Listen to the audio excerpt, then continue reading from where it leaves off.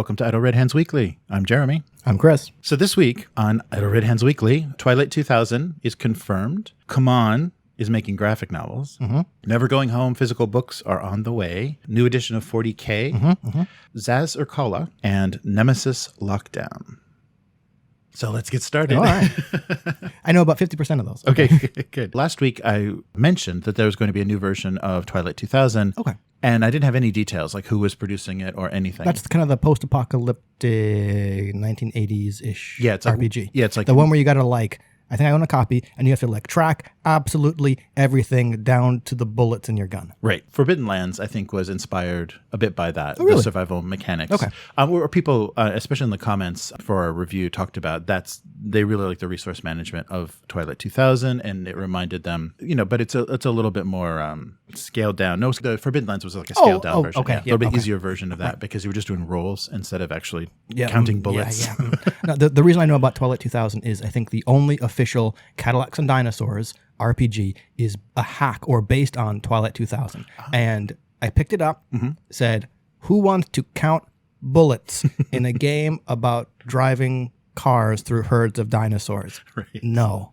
Well, that's interesting. Yeah, not quite a compatible idea, but it's coming back. So a new version of it is going to be published by Free League. Okay. So Free League's got a lot on their plate. Yeah, they do. They just got the license for the Middle-earth. They've got the Middle-earth Adventures and the One Ring. So yeah, they've got a lot of new stuff coming out. In partnership with Game Designers Workshop and Amargosa Press, the new edition goes back to its roots. There'll be a box set for sandbox roleplay in the devastation of World War III. So that will be on Kickstarter in August and released early 2021. Based on the strength of the Alien RPG and Forbidden Lands, I would be willing to look at this. If it was, I think, anyone else, I'd be more skeptical. But yeah. Yeah, I think it might be a good iteration because it's just been so long since those kind of mechanics are going to have to update. And if they go with some of the decisions and thinking that they did with Forbidden Lands, I think that might work well. Yeah, that's what I'm thinking too. Yeah. In the grim dark... You're not going to be able to say it with a straight face. In the grim dark of the 41st millennium, there is a new edition of Warhammer. Right. Yeah, I saw that. Yeah, so it's getting a little weird. So it's good. Some of the decisions they make seem good because they're not going to eliminate all the codexes. You say that now. And I'm not saying GW is lying for that. I'm saying even if they have the best intention, if they update the rules, I'm sure some things in codexes will be different. And at what point do you then have to say, sorry, here's the new version of the codex? Even within 8th edition, they already did that. They released a second version of the Chaos Space Marines and a second version of, Adeptus Astartes. I think they're going to be doing that, but hopefully the thing that will make this a little bit easier is there is finally going to be an official app for 40K. Oh, interesting. Okay. It might be, a $10 a month subscription or something, but giving you all the rules, kind of taking it away from Battlescribe, who's been the kind of unofficial way to army build for a while. Yeah, I don't know. I'm a little mixed. I'm happy that this isn't going to be another huge rules shakeup like 8th edition was, but feels like just from the rumors and things that they're going to move it closer to Age of Sigmar. Okay. So things that I'm not crazy about, like spells have miniatures. Oh, so yeah, the persistent miniature stuff. Yeah, and so there's persistent magic that runs around the board and stuff. So it's more miniatures to sell, more stuff to paint, more stuff to break. Sure. From a business standpoint, why would they not make more miniatures? Because that's what their business is. From a consumer standpoint, I'm kind of neutral on it. Yeah. It doesn't seem that silly, but it also kind of do you really need it? I don't know. Right. Yeah, so they did a trailer. Did you see the cinematic trailer? I did not. I kind of intended to watch it. The reason I know that there's a new 40K is the Wrath and Glory RPG. They recently released a free kind of starter adventure called Graveyard Shift. And I'm like, you know what? I've been interested in the 40K role-playing game for a while. Let's pick this up just to see what it's like because I don't know if I'm $30 curious for Wrath and Glory. Not saying that's the wrong price for the game, just saying for me, it's a bit much. Wasn't that impressed with some of the design choices for the scenario made in that Graveyard Shift. Went back and picked up a couple of the free Ulysses Spiel or Fantasy Flight quick starts for Rogue Trader and Dark Heresy. And just from scrolling on Twitter and looking, I'm like, new 40K hashtag, what's this? Oh no, a new version of the game. Right. Boy, am I glad I don't collect miniatures anymore. Yeah. It's got a little, I don't know, 40K is getting a little bipolar, it feels like. Okay. Because if you look at the website, a lot of the art and a lot of the graphics are very family friendly and very like, you could be a kid in grade school. If you look at the new release page, the images of the miniatures and the even the cinematic trailer are pretty dark and rough, but a lot of the illustration is very bright and happy, and it's like guys clumsily carrying piles of codexes and like, oh, isn't this really? wacky? Okay, I'm going to have to go look, because I was furrowing my brow quizzically at the family friendly, thinking of like a giant Astarte space marine with a bolter that shoots rounds the size of a Coke can and saying, okay, while not gruesome, I'm going to dispute you on the family friendly when there's a big honking gun prominently. You've got to see, I kind of started with 8th edition. The artists that they're using now to do a lot of the artwork, and especially when they're talking about, support your local store, are they open? Here's the new rules during the lockdown. It's very cutesy. It's almost, it's a little Tumblr deviant art. So the skulls are smiling? Yeah, no, seriously. It's like the Space Marines look like they're smiling in their helmets. If you I'm trying to process that, smiling inside their helmets. I'm like, how would you know? Okay, I'm going to have to go look at this. It really is. And it's kind of bright. It's like kind of pastel color and bright. And it's just kind of thin artwork. It's, kind of that Asian-inspired cartooning that a lot of people do, where it's like halfway to anime and halfway to Cartoon Network. So they have a lot of that and intermixed with their kind of classic look, and so it's feeling a little strange because they started that Warhammer Adventures kind of kids book series. Oh, right, which is real weird because how are you going to do a Necron harvesting that's kid friendly? Right. I don't know, that's just wrong. And I heard they also killed a main character already in those books, so it's a little odd, and I don't know how I feel about that. And now that, like you mentioned, Wrath and Glory, and I listened to someone do a review of Wrath and Glory and said that they liked the setting and this is very interesting science fiction, but why is there like all this genocide? I can't get on board with that. It's like yeah, mixed feelings on that too. Well, but it's not really genocide. It's like eliminating another species. It's like, Which total is genocide. Yeah. No, but it's like, keeping raccoons out of your garbage can is not genocide. No, it is if you then like declare all raccoons everywhere and anathema to the emperor and go on like a holy war to exterminate all raccoons from the universe. I think that counts as genocide. Going back to when you lent me the Sisters of Battle book. Great artwork and interesting to see. I said something on Twitter and then had to lock down my account because I got bombarded with like a whole bunch of like 40K trolls pointing. And what I did is I said, 40K is problematic because kind of the base assumption is the good guys, and I don't think you can say the Imperium is anything but the good guys based on how prominently they are displayed as the core faction, are eugenicists who basically go on religious genocide. And those are the good guys. Right. And I got basically bombarded telling me that I'd missed the point of 40K and that new people to the hobby were ruining it. And I said, everyone needs to shut the fuck up, because I've been into this since like the 90s. Like I started with the original like Rogue Trader book. Anyway, that's beside the point. I think it's possible to enjoy media that is problematic provided you are still critical of it. And you kind of have to be critical of the media you consume, more so than the stuff you don't. So I'm kind of torn from liking the 40K setting, but also realizing that it's real problematic. And how do you do 40K without the genocide and bigotry and stuff like that? You can't. Right. I would argue. But that also means you don't have to focus on the absolutely dark stuff if you're playing a game. Right. And I think the setting, especially with like if you played Rogue Trader or some group of characters where you're kind of outliers. Right. You're not on a mission for the Emperor, you're not Inquisitors, you're playing kind of separately. You are just fucked and stuck in the situation where nothing, where you're kind of opposed ideologically to everything and you are just fucked because everything's working against you. Yeah.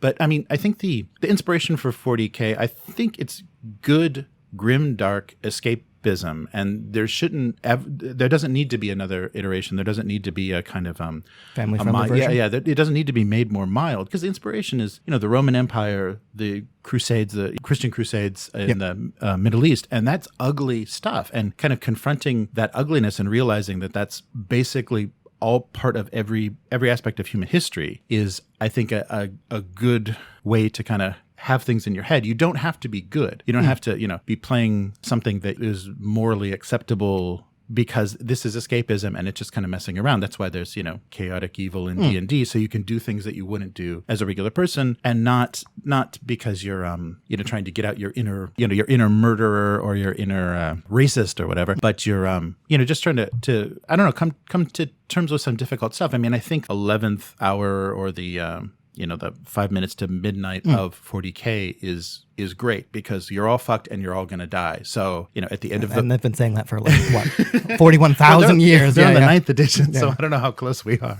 But I agree with you on a couple points. How I think the difference for me is I'm pretty sure 40K started as satire. You had your two factions that were extreme law and extreme order, and look how ridiculous both of these things are. Right. And I think some of that's kind of been lost, maybe not on the company side or the developer side, but definitely on the fan side, where it's like you're kind of missing the point that this is supposed to be satire. I guess in response to being able to explore those themes in a game, you absolutely can. There's nothing inside the game setting that points out these things as being morally wrong, which I think is where you occasionally run into trouble. Like if the players are, I'm going to say, mature enough to realize, wow, this is really bad and we're going to explore this, and we as people outside the game know how wrong this is and are going to look at a game that explores that, fine. But some people, I think, don't have the maturity to realize that, and there's nothing inside the game that says, you're bad. No, that's I think that's very true. And getting ideologically behind a lot of the things that are going on and using that to kind of reinforce your own like weird political views is a little scary. But I think that's true. That definitely 40K lost its sense of humor and sense of parody, sense of satire. Maybe they're trying to bring some of that back, and it does feel like then all the lore that's been established and everything, then you're kind of making fun of it, because I think that the lore is a huge part of that game and how deep and rich and just messed up it is. Like, these really unbelievable, kind of horrific I events. agree. And reading the New Sisters of Battle Codex, which is great. Although it's written straight, meaning not obviously or not explicitly or over the top satire, I don't know if there's any way to read 40K lore when you have a faction that literally drops cathedrals onto the battlefield as part of their defense. I mean, you are airdropping a church onto the battlefield. And even though the section is written as like kind of matter of fact, it's so over the top. I think sometimes you can't look at it as anything but satire. There seems to be a weird tendency, like Star Wars is doing this, and and I think it's just probably has to do with the popularity and success of young adult fiction, is that they are kind of aging down and dumbing down. Comic books did it to kind of age down characters, put them in high school, and give a new audience access to it. But I've always thought that these things that have been established, like Dungeons and Dragons or 40K, it's that thing you aspire to when you're younger. That's what the adults are playing. That's what the big kids are playing. And that's the attraction of it. And so to have this weird kind of watered down entry point to it, I mean, maybe it's going to sell books or maybe something, but I don't think it's going to create future fans, because they're going to like, well, where's all the skulls? Where's the real metal part of this game? I guess so. But I think it's funny because my kid, who is now 3, is oftentimes saying she wants to be an adult because then no one will tell her what to do, which is hilarious. And I'm like, yeah, that's wrong. But don't you think that most hobbies or other forms of media have to do that? Because it's not as if people live forever, and the things that we currently enjoy now will continue to exist. I mean, our childhoods aren't being erased, by all this new stuff coming out. New hobbies and stuff, or existing hobbies, have to be made accessible to that new generations of fans. Otherwise, there isn't going to be one. I don't think I agree with that. I think people will find that stuff out. Like if there is, I mean, because you have to admit that some stuff gets obsolete, some stuff doesn't resonate anymore, and it's just going to go away. Like I think Star Wars, but I think if it just kind of holds its ground, a new audience will find it. But I guess shareholders and stock prices don't necessarily agree with that, and they want to see growth and they want to see sales. So going after different markets, I think is why people are doing it. But yeah, I would much rather see things stick with their original thinking and not say, oh, well, we've got to start courting something that we're not. And I think that's why you're getting people that are frustrated in the hobby, like people that all these new people in 40K are screwing with it. Oh, they're just grognards who want things to stay there. Right. But I think that's something that's a stupid thing for a company to do, because that's that seems to be a real current trend, because if you're going to chase away the people that are actually have some dedication to it, even though they're gatekeepy and, it tend to, make some. So that was a big thing for me very early on with 40K, is there were a lot of people just trying to keep you out of the hobby. Really? Yeah. Yeah. It just felt like, you don't know what you're talking about yet. So fuck off. Yeah. Yeah, I get that. I think maybe there's two, not ways of looking at it, but two things happening here. From a company standpoint, and as you said, shareholders and publicly traded company stuff want to see that growth. And so I think the companies have to do something to attract new fans, as well as retain old ones. And if they just kind of keep doing the same thing, I don't think anyone's going to be happy. Right. From a consumer standpoint, the gatekeeper thing, that's just, I think that's people tying their identity too close to something they consume rather than being an actual person. And it happens in all fandoms, but it's just so much better to say, oh, you're getting into this thing too, I like it too, instead of saying you're ruining the hobby or whatever. Just saying, let me show you what it was or what I grew up into, and don't really like this new stuff, but it's just so much better to let new people in than to cling to whatever scraps of the hobby you loved and resent change. Yeah, no, that's a good point. And I think, too, that naturally the creative people that are working on it are going to evolve it, whether they even realize it or not. Because they're going to be different people. Yeah, their perspective and everything. I mean, if you've got a bunch of 20-year-olds that are writing 40K now, it's definitely going to have a different perspective. Right. And the people that, are in their 60s now that were originally working on it are not going to be able to really talk to a current audience. I'm trying to stifle my laughter because I'm imagining that Eisenhorn Inquisitor character walking around with like a geriatric walker. Sorry. That's what it all is. It's just aged space marines who are like 500 years old, complaining about all the aches and pains and cybernetic limbs they've had to replace so they can get out of their whatever coffins. Yeah. So we got a new edition of 40K, and I'm a little disappointed. I guess this is about the standard length of time, like 3 years is about how long an edition lasts. But it seems like they're cutting off the Dark Imperium, like the Plague Wars book, and the kind of the lore for that. So it was kind of Ultramarines versus Nurgle versus Death Guard, and that's kind of not really continuing. They've kind of cut that short, and so I really enjoyed that storyline. I like that they chose that setting or those forces, and now they're just going to dump it, and it's Necrons is going to be the starter set. So they're Two kings in space. Yeah, right. So the Silent King returns, and it's the Imperium's job to shoot them full of holes. I've often wondered, and I know we've talked about 40K for a while, but I've often wondered how they decide which kind of factions are going to be in like their new flagship product. I'm sure it is tied into production rather than we have not represented this faction much lately. Yeah, I wonder. There's got to be a lot of planning and thinking in that, because they have to, I'm sure, if they're refreshing models, there's the sculpts that have to be done. It's like, are these still okay? The ones from the 90s are still good, right? Yeah, balancing that game has got to be a nightmare. So that is happening, and I didn't expect us to talk about it so long. Neither did I.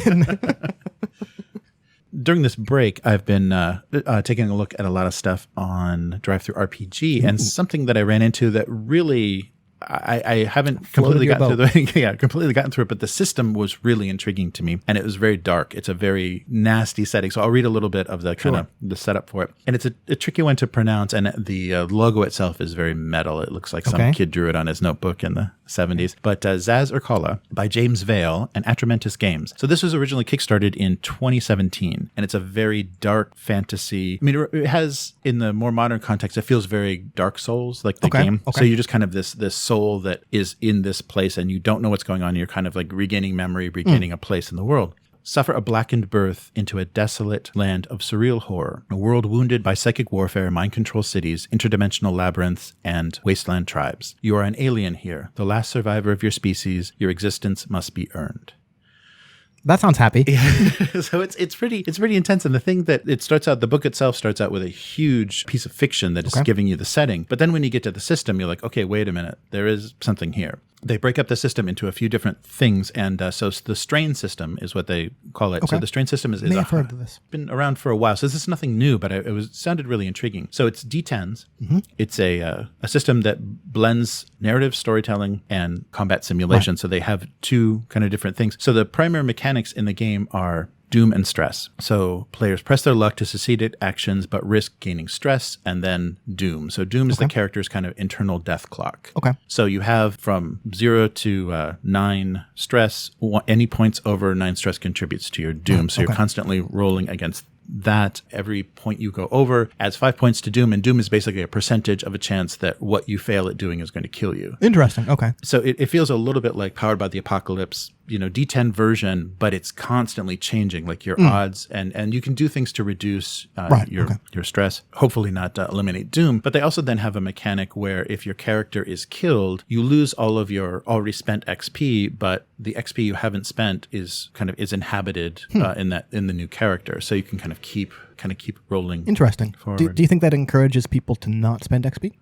Or is there a nice tension between wanting these sort of, I guess, upgrades, for lack of a better term, that increase your chances of survival versus holding on to XP in the case you die? I think you might be making a decision based on how successful or happy you are with this character's life, and just being, I'm going to go a different route. Like, this character is not going to make it. I'm not functioning well. And if you die, then stop kind of dedicating XP and then try again with like a fighty or a more clever. Interesting. Or I hadn't considered version. that you might want to like off your character. Yeah, just kind of to transfer that XP to someone else. Yeah, is that part of the fiction or the setting? Like, in a very loose way, maybe, because these are just beings that are just thrown here to survive, and so you're maybe for the player you are thinking about, well, what would be the most successful version of a character to survive this, and that's why it felt a little video gamey. That's why it felt a little Dark Souls, because that it has classes and things that may be geared towards different successes in different ways. But yeah, I think that's definitely worth taking a look at. I'll put a link to it. There are no physical books anymore. Those all sold out after the Kickstarter, and nobody carries anything. But there is a PDF. Oh, then you could maybe print on demand or something. Right. And it's got some nice artwork, nice gruesome artwork. And I think so there's a lot of, like, if you wanted a really dark kind of Lost experience that, your character is going to die. Like, there's kind of this built-in countdown to something killing you. The inspirations for the game were Cormac McCarthy's The Road. Oof, all right, never mind. Lost interest. Yeah, okay. Satanic black metal, ancient Mesopotamia, things like Tolkien, Lovecraft, and Martin's influence. But so it's basically a survival horror RPG. So it might be fun for a one-shot to see how dark things can get. Depending on how much of the road it's based on, it's not survival horror. It's just survival depression. It's like, yeah. Right. A couple things on Kickstarter. One thing that maybe not is a little surprising and just a little weird is CMON and Guillotine Games, like in cooperation with Guillotine Games, is producing graphic novels. Okay. So if you ever wanted to know all the exciting backstory on those poorly not miniatures, right, yeah, just like those characters that are just parodies of existing pop culture icons, just thrown onto so they're writing graphic novels, and they're doing it in kind of the French, like the bande dessinée style. Okay. So they're the hardback, full color. Okay. So there'll be really nice editions. And the one thing you can't take away from CMON is they employ very good designers and very good artists. I don't know, their business practices aren't particularly wonderful, but the talent that they employ is good. So the art is going to be good. In these books, I just don't know how interesting it is. Right. And they're kind of tapping into the completionist fans, because they're also including exclusive miniatures in this Kickstarter that you can't get unless you order the books. Again, business standpoint, that's just smart. Consumer standpoint, why? Right. So we'll see. Yeah.